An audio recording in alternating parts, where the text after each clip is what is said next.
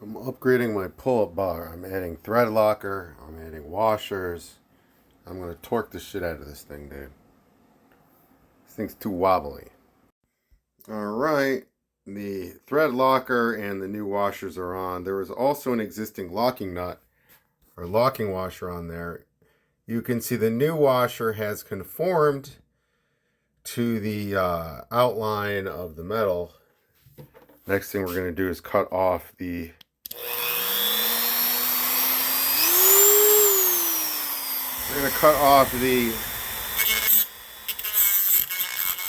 rest of this bolt here. This thing's really dangerous, so use proper eye protection.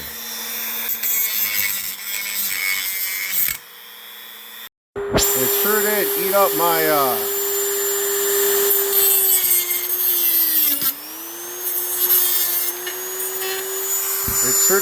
the abrasive pad on here. So how it works is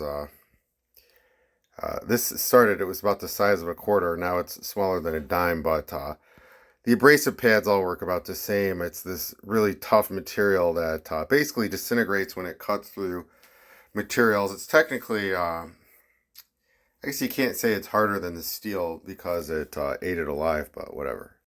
It had the wrong hardware on it, so I cut off those bolts because they were long, and when this would fall off the wall, it would gouge my door. So I know it's stupid. I cut myself with the saw. Youch. I used a hand saw. I was going to use the Dremel, but it was eating up the abrasive blades and whatever. It had this spring-loaded clip that fits into here like this. I pulled this out with a pair of these small pliers, and then I marked it off and drilled it out with the drill. So I'm going to put a bolt through here.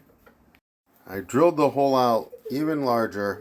I got this large bolt with a washer on it. We're going to put this through the this hole that should fit with surgical precision. Look at that. Look at that beautiful craftsmanship there. We'll no longer need this vise on here. Next, we're going to put our washer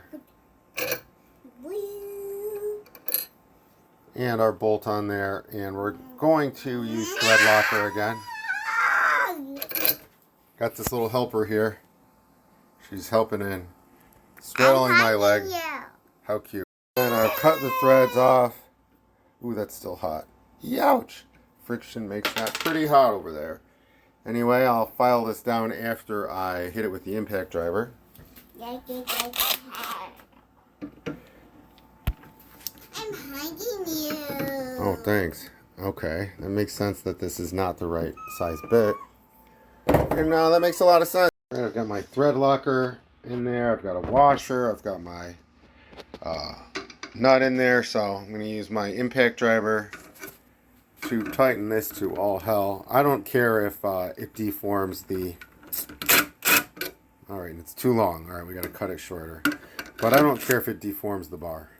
Use my hacksaw to cut the threads shorter on this. Then I'm going to tighten it up with the impact driver again. Then I'm going to file off the remaining threads that are sticking out so I don't have any sharp spots on here.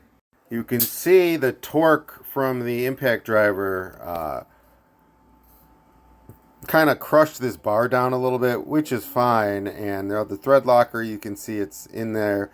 I'm going to file this down so this isn't sharp. I could cut it again with the hacksaw if I wanted to do a real nice job, but I feel like if I just file it down, keep it real nice, this will be complete. And you can already tell this is about 100 times more rigid than it was before. It was all wobbly when it had that flimsy pinch connector in there. Vice grips to hold this side of the bolts down while I tighten it with the impact driver. Alright, this kit doesn't have an 11mm socket, but my 1/4 inch set does, so I'm going to use my 3/8 inch to 1/4 inch adapter to my size 11 bit, or 11mm or whatever. But yeah, it's strange it goes 10, 12, 13, just completely ignores 11. Unbelievable. Don't know if there's some reason why, but use this metal file to file off the sharp ridges here, and I'm gonna call it a day. So thanks for checking it out, dude.